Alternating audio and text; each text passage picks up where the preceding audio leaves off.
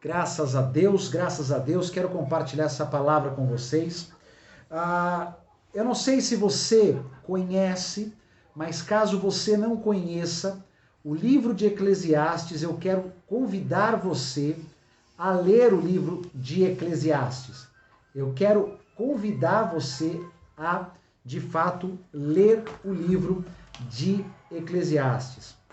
A Bíblia vai dizer, no Evangelho de João, no capítulo de número 8, no versículo de número 32, que conhecereis a verdade e a verdade vos libertará. E conhecereis a verdade e a verdade vos libertará. O que nós mais precisamos é a verdade. Nós precisamos da verdade. A verdade, ela tem um poder em nós de trazer libertação. A verdade tem o poder de arrancar de nós toda a escuridão da ignorância, todas as trevas da ignorância. Este é o poder da verdade.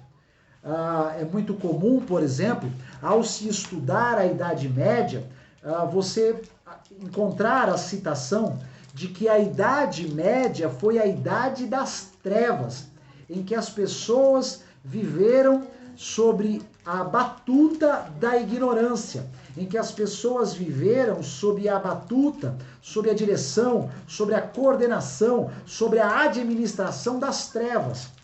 É claro que o ser humano consegue nos surpreender sempre, e quando a gente imagina que a raça vai evoluir, que o entendimento vai ser superior, a gente acaba se frustrando e voltando para momentos de intensas trevas, como a gente viveu, por exemplo, até o final da Segunda Guerra Mundial, não é?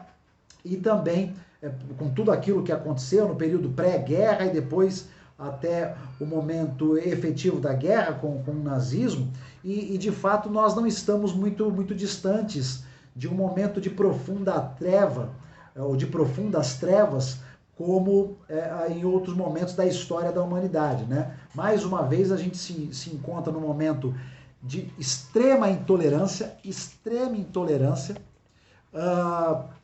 um momento de polarização sobre todos os aspectos, ou é A ou é B, e pronto, e acabou, e qualquer coisa diferente de A e B é algo que deve ser anulado, não deve ser levado em consideração. Enfim, nós seguimos vivendo momentos aí de intensas trevas, porque a Bíblia vai dizer que o mundo jaz no maligno, o mundo morreu no maligno, o mundo está morto debaixo da direção do maligno. Porém, como eu vinha dizendo, a Idade Média ficou conhecida de fato como a Idade das Trevas, não é? A verdade, ela é libertadora, e a verdade então tem esse poder de nos libertar, tem o poder de trazer luz aonde há escuridão, tem o poder de clarear o que está à nossa frente, não é? Agora, no sentido micro da palavra verdade, verdade é tudo aquilo que eu decido acreditar. Então, tudo aquilo que eu decido acreditar se torna verdade para quem? Para mim. Mas não é uma verdade absoluta. É aquilo que eu decidi acreditar. Então, dentro da minha perspectiva, dentro do meu ponto de vista, aquilo é a verdade. Então, no sentido micro da palavra, verdade é tudo aquilo que eu decido acreditar. Porém, no sentido absoluto da palavra, no sentido macro da palavra, verdade é uma pessoa. Verdade é Jesus Cristo.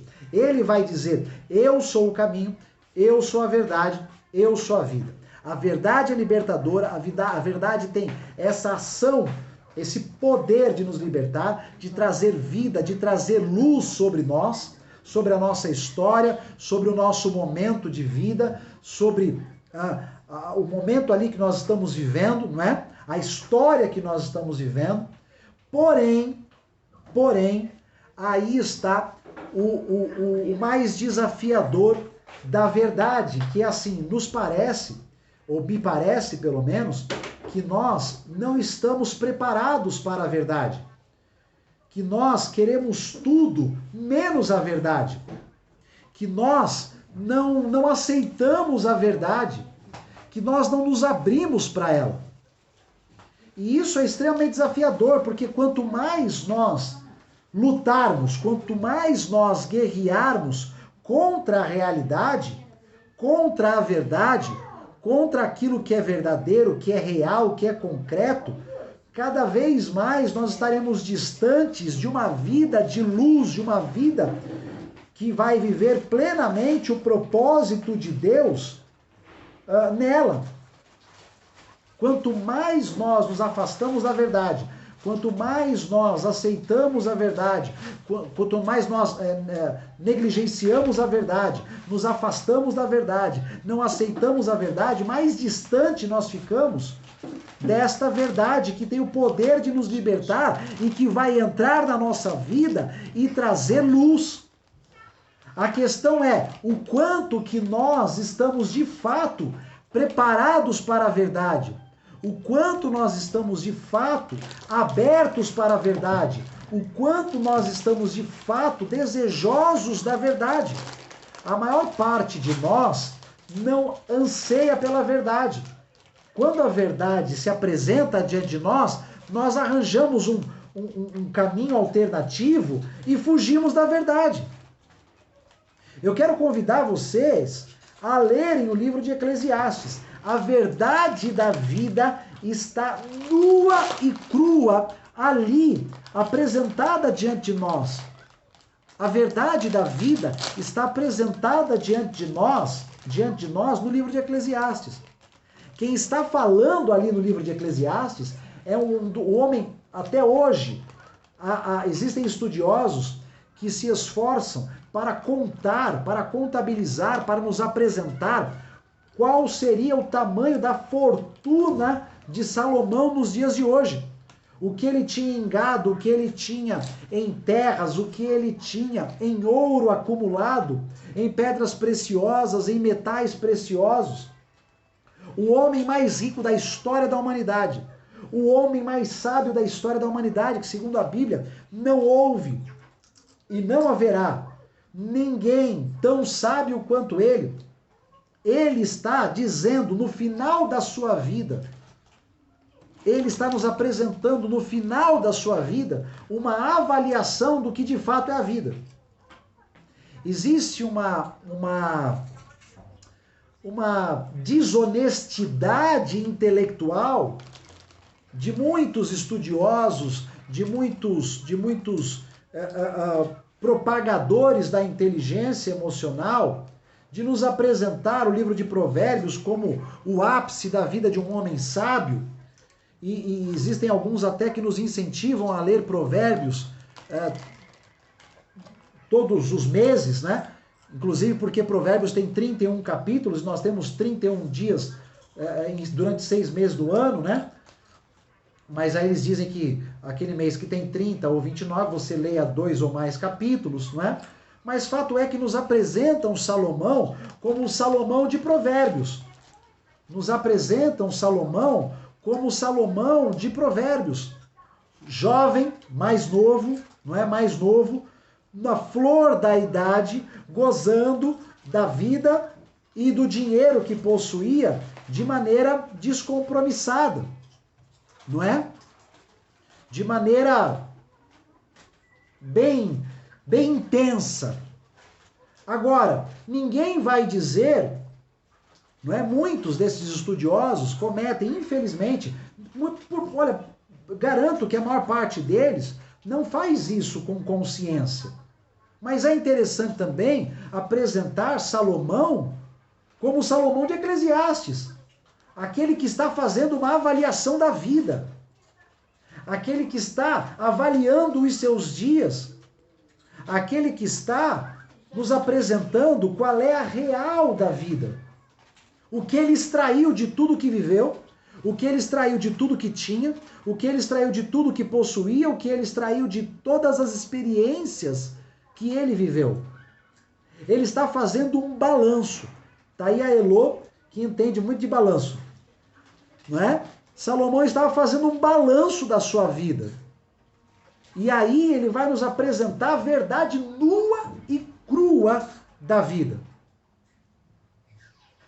Ele vai dizer, por exemplo, que tudo que nós corremos tanto atrás de construir, tudo que nós nos esforçamos tanto para construir, é vaidade, não vale de nada, é correr atrás do vento. Haverá um dia que nós vamos morrer e nada do que nós tanto nos esforçamos para construir será levado conosco. E alguém sem sabedoria alguma, sem esforço algum, herdará tudo aquilo e na maior parte das vezes dará fim a tudo aquilo. Quantas pessoas compram vestidos para uma ocasião especial e nunca usam? Quantas pessoas guardam coisas que nunca usaram e que talvez nunca usarão? Aliás, na maior parte das vezes, de fato, nunca usarão. Quantas pessoas correm atrás de algo para que possam ser felizes através daquele algo, quando obtiverem aquele algo, e não alcançando esse algo, nunca são felizes com o que têm ou no momento em que estão? Quantos não correm atrás de uma vida ideal, mal sabendo eles de que a vida ideal, da vida ideal, o momento ideal, não existe e nem nunca existirá? Nós devemos nos esforçar para viver intensamente o melhor agora, mas esperar o momento ideal, esperar o dia ideal, esperar a condição ideal para projetar algo, para começar algo, para iniciar algo, de fato, nunca vai acontecer. Por quê? Porque o momento ideal não existe. Porque o cenário ideal não existe. Tentar proteger os nossos filhos de viver frustrações, de viver intensamente as emoções, não é? A tristeza, as tantas mazelas que existem na vida e no mundo, é algo que é tentar segurar a água com a mão. Nós não vamos conseguir. Então, viver loucamente tentando proteger os nossos filhos também nada mais nos trará do que desgaste, porque eles vão precisar passar pelas frustrações, eles vão precisar passar pelos desapontamentos, inclusive conosco. Inclusive conosco. Então, ele vem nos apresentar o balanço que ele faz da vida, e essa é a verdade. A verdade nua e crua está descrita para nós aqui. Agora, nós estamos dispostos a aceitar a verdade? Nós estamos dispostos a lidar com a verdade? Lidar com a verdade, por exemplo, de que em algum momento nós vamos morrer? E de que nós não sabemos se é hoje, se é amanhã, se será daqui 10 anos, 20, 30? Então nós devemos viver os princípios agora, nós devemos viver ajuizadamente agora, nós devemos viver intensamente agora. Nós devemos nos esforçar para ter paz com todos. Nós devemos ponderar muito e não entrar em qualquer guerra, e não entrar em qualquer atrito, em compreender a nossa esposa, o marido, os familiares, em compreender o ponto de vista dele, dela, em ser empático, em se esforçar para compreender o outro, pelo simples fato do outro ser de fato o outro, ele não é você. E certamente você terá coisas que o outro não tem, mas o outro também terá coisas que você não tem. Isso tudo começa com uma perspectiva, né? A sua perspectiva sobre um assunto é uma, a perspectiva do outro é outra, e a perspectiva do outro deve ser respeitada também, porque é o ponto de vista dele, todo ponto de vista apresenta a vista de um ponto. Então, no capítulo 1, no versículo 3, Salomão já vai dizer assim: que proveito tem o homem de todo o seu trabalho, com que se afadiga debaixo do sol? Qual é o proveito do homem com o seu trabalho? Ele já nos apresenta uma pergunta. No versículo 2 ele vai dizer: vaidade de vaidades. Diz o pregador: vaidade de vaidades. Tudo é vaidade. Lá no versículo 9, no capítulo 1, ele vai dizer: o que foi é o que há de ser, e o que se fez, isso se tornará a fazer. Não há nada, pois, novo debaixo do sol, porque o homem é o mesmo. Os anseios, as necessidades, os sentimentos, aos quais o homem está suscetível são os mesmos. Então a tecnologia pode ser nova, mas a forma de utilizar essa tecnologia, a motivação para se utilizar essa tecnologia é a mesma, não é? É o homem muitas vezes lá querendo mostrar uma vida que não possui nas redes sociais, querendo ter uma voz e porque não é ouvido, ele vai lá e esbraveja nas redes sociais para que alguém possa ouvi-lo. É alguém compartilhando as suas dores e as suas mazelas nas redes sociais para que alguém possa ver e se compadecer dele, né? É um homem querendo chamar a atenção pelo vazio que existe dentro da sua alma. Então não há nada novo debaixo do céu, ainda que a tecnologia seja nova. A motivação do homem em usar essa tecnologia, ou o fim para o qual o homem vai utilizar essa tecnologia, é a mesma motivação que o homem sempre teve dentro de si desde a queda. Percebe? Lá no versículo de número 14, no capítulo 1, ele vai dizer: atentei para todas as obras que se fazem debaixo do sol, e eis que tudo era vaidade, era correr atrás do vento. No versículo 18 ele vai dizer: porque na muita sabedoria há muito enfado, e quem aumenta a sua ciência, aumenta também a sua tristeza. Por quê? Porque você vai se esforçar, lendo, estudando, buscando conhecimento, aplicando esse conhecimento, logo, conhecimento aplicado vira sabedoria, mas ao obter esta sabedoria toda, que você se esforçou para obter o conhecimento e depois aplicá-lo, né? Se esforçou para aplicá-lo, você também vai ganhar, vai ampliar a sua perspectiva, você vai enxergar coisas que você não enxergava. E ao enxergar coisas que você não enxergava, a realidade da vida vai se apresentar para você. Então você vai ter mais consciência ainda da finitude do homem. Você vai ter mais clareza ainda do quão pequeno o homem é, do quão limitado o homem é.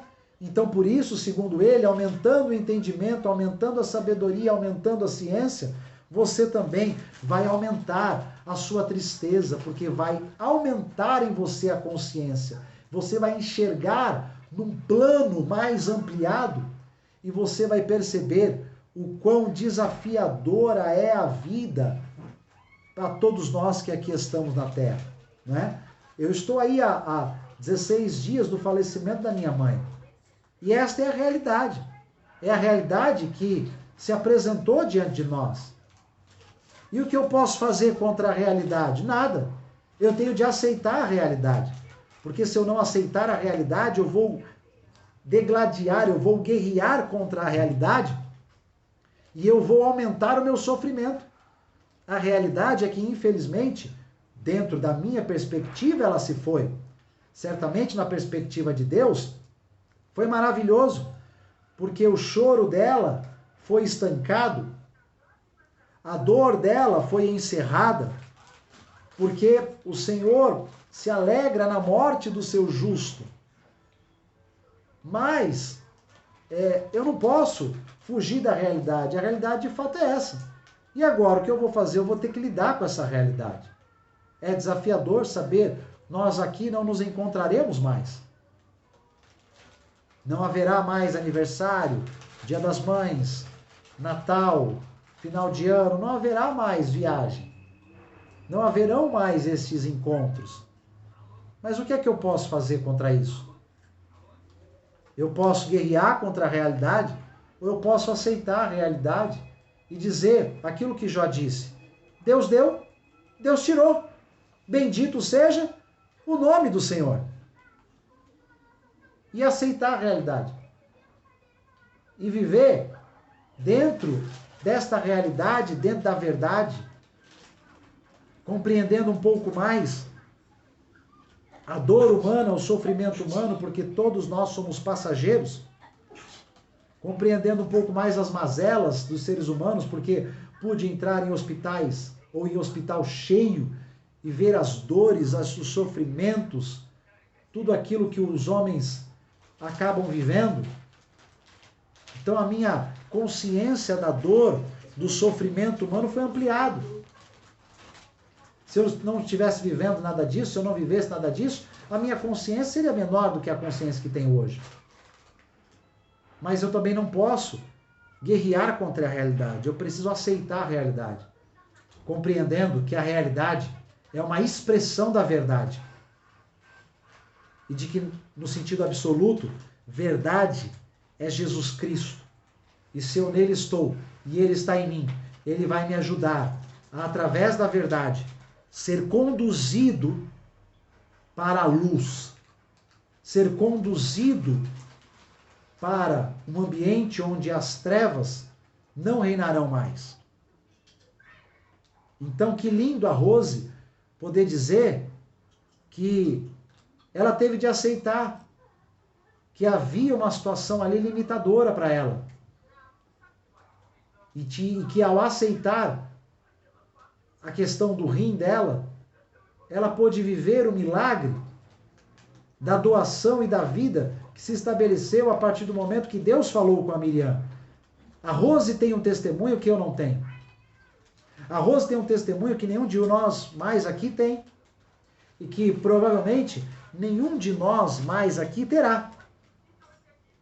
Logo, ao aceitar a verdade, ao viver o benefício de aceitar a verdade, ao viver o benefício de, ao aceitar a verdade, crer em Jesus Cristo, que é a verdade absoluta, e viver a iluminação por parte dele, o testemunho pela intervenção dele, ela hoje pode falar para qualquer pessoa que tenha uma enfermidade no rim, alguém que precise de um transplante, alguém que esteja na fila de um transplante, ela pode dizer: o mesmo Jesus que mudou a minha história pode mudar a sua também.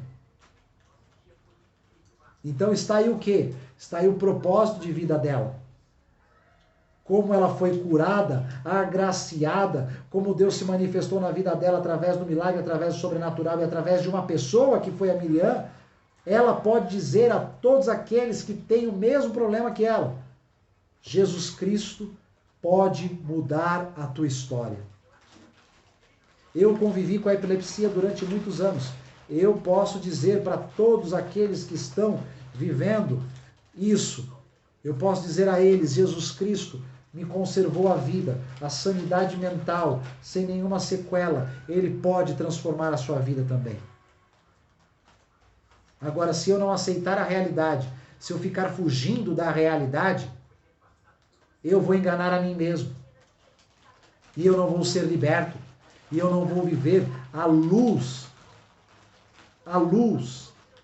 que pode e quer se manifestar na minha vida. Então, gente, você tem um problema? Assuma esse problema. Aceite a realidade. Tem uma compulsão sexual, pastor. Aceite e assuma isso. Se apresente diante de Deus, se apresente diante do teu pastor, que nesse caso aqui sou eu. Confesse, nós vamos orar junto e vamos vencer. Mas enquanto você não assumir que você tem um problema, você não vai ser liberto dele. Pastor, eu tenho um problema com os meus filhos. Talvez por negligência minha, talvez não. Aceite, assuma. Aceite, assuma. Senão você não vai ser curado. Senão você não vai ser liberto. Eu tenho um problema no meu casamento, pastor. Eu fui traído pelo meu marido, eu fui traído pela minha esposa. Olha, eu não me dou bem, eu casei por obrigação. Eu casei porque fui obrigado a me casar. Eu já atendi casos assim. Assuma, aceite e a partir daí apresente isso diante de Deus. Amém? É importante. A verdade, ela é libertadora. Agora, nós estamos preparados para a verdade? Nós aceitamos a verdade? Por favor, querido, pare de fugir dos seus problemas. Pare de fugir das situações que se apresentam diante de você. Encare cada uma delas, por mais difícil que seja. A verdade é libertadora. É melhor um médico que olhe nos teus olhos e diga: você tem um câncer e está em estágio inicial, do que você sentir um nódulo e fugir dele, e quando se der conta, ele já tomou conta de você. Nós tínhamos uma querida amiga, foi nossa madrinha de casamento, que começou a sentir um nódulo muito pequeno no seio. E começou a negar aquilo e dizer, isso é coisa da minha cabeça, isso é coisa da minha cabeça, não, não, não, não, não, não, não, não, não. E durante anos ela se escondeu disso, achando que era coisa da cabeça dela. Até que aquele pequeno nódulo que parecia uma espinha se tornou do tamanho de uma laranja. E aí ela não teve mais para onde fugir. E aí então ela se apresentou no médico, mas aí já era tarde demais. E infelizmente, uma vida que poderia estar aqui conosco, não está mais, não pela vontade de Deus, mas por negligência dela, com o templo do Espírito Santo de Deus, que era o seu corpo e a sua saúde. Morreu cedo demais, era uma oficial conosco. Percebe? Até quando nós vamos ficar fugindo do problema, minha gente? Tem um abacaxi na nossa frente, aceite ele e peça ajuda para Deus descascar. Peça ajuda para o teu pastor, que nesse caso aqui sou eu, e eu me coloco à sua disposição para que você possa descascar. Enfrente, encare o problema. Como disse o Davi aí na semana passada, encare o gigante. Encare o gigante.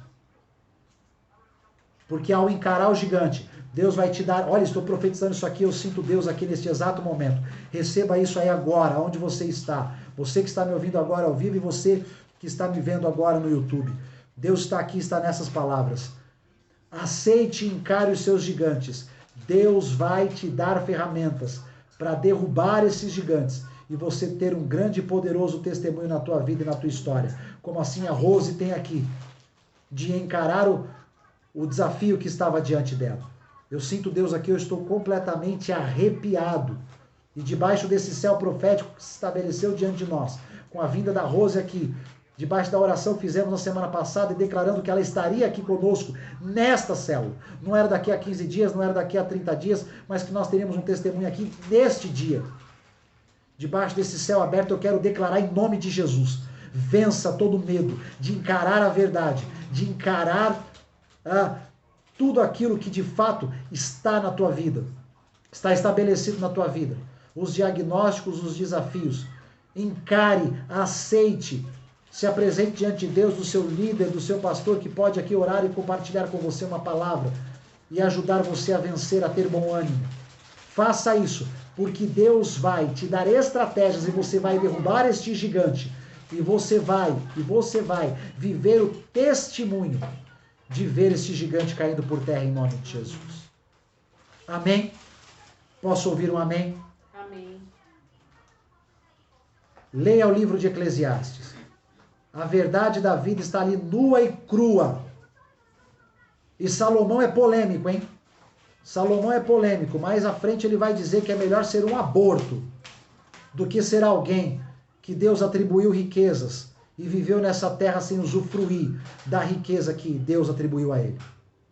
É melhor não sequer nem ter aberto os olhos nessa vida, ter sido um aborto, do que Deus ter atribuído riqueza a você e você não usufruído dela.